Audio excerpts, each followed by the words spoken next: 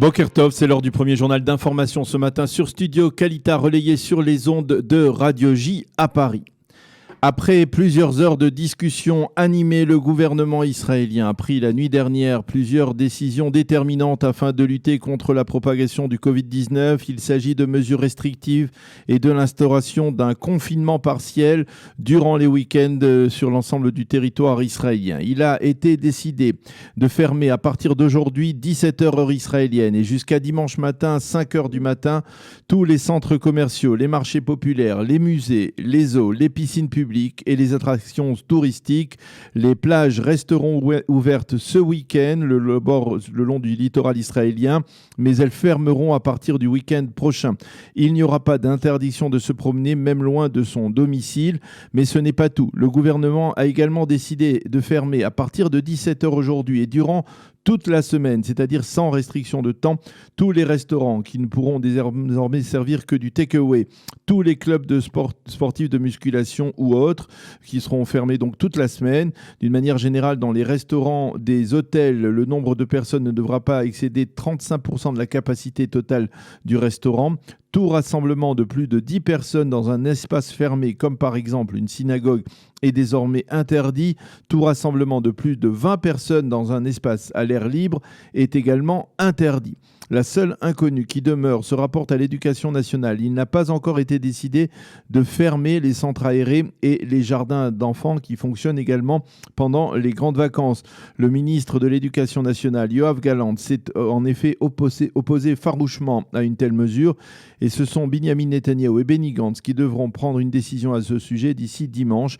On sait que Benny Gantz, durant la réunion, s'est lui aussi opposé à la fermeture des centres aérés et des jardins d'enfants. Par contre, la manifestation de protestation contre la politique du gouvernement qui a été prévue pour samedi soir a été maintenue. Elle se tiendra non pas sur la place Rabin, mais sur l'esplanade du jardin Charles Clore à Tel Aviv, avec bien entendu un respect scrupuleux, promet la police, de toutes les règles de distanciation sociale. Au cours de la réunion du Conseil des ministres qui s'est donc tenue sur Zoom durant la nuit dernière, Binyamin Netanyahou a déclaré aux ministres « Êtes-vous aveugles ? Ne voyez-vous pas que l'on se dirige à grands pas vers un confinement général ?» Monsieur Netanyahou a mis en garde ses ministres. Si nous ne prenons pas de nouvelles mesures restrictives d'ici 3 semaines, le nombre de malades aura multiplié par 8, et il pourra atteindre les 1600 malades graves. Le monsieur Netanyahou a donné l'ordre à ses ministres également de lui présenter dans les 8 prochains jours des plans en vue de la réouverture du marché économique israélien, chaque ministre selon son domaine de tutelle. Durant la réunion du gouvernement, le directeur général du ministère de la Santé, le professeur Chezi Levi, a déclaré qu'il est possible qu'un vaccin soit prêt d'ici le milieu de l'année prochaine, de l'année 2021. Mais en attendant, nous n'avons pas d'autre choix que de respecter les règles de distanciation sociale et d'hygiène.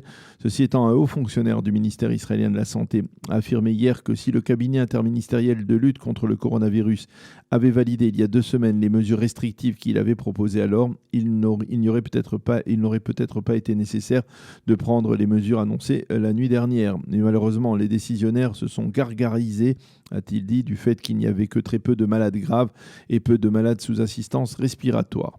Ceci étant, l'équipe de travail chargée du dossier des pandémies au ministère de la Santé recommande de cesser les prises de température à l'entrée des bâtiments publics. Selon ces experts, ces données de température fournies par ces appareils électroniques ne sont pas suffisamment fiables. Elles ne donnent pas en effet la température intérieure du corps, mais uniquement la température extérieure. Au cours des 24 dernières heures, 5 malades sont décédés des suites du coronavirus en Israël, ce qui porte à 384 le nombre de décès depuis le début de la crise. Le nombre de malades graves a légèrement baissé de 2 malades à 202 malades au total, dont 58 malades sont sous assistance respiratoire. Durant la journée d'hier, on a recensé plus de 1500 nouveaux malades. Le nombre de malades recensés au sein de Tzahal a également augmenté de 9%. Il se situe à 722 malades qui sont tous, il faut le souligner, dans un état léger. Plus de 10 000 soldats et officiers sont en quarantaine actuellement dans Tzahal.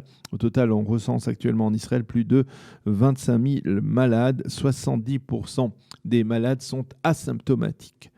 La météo pour terminer, le temps sera normal pour la saison. Il fera 29 degrés à Jérusalem et à Tel Aviv aujourd'hui et 40 degrés à Eilat. C'est la fin de ce premier journal d'information.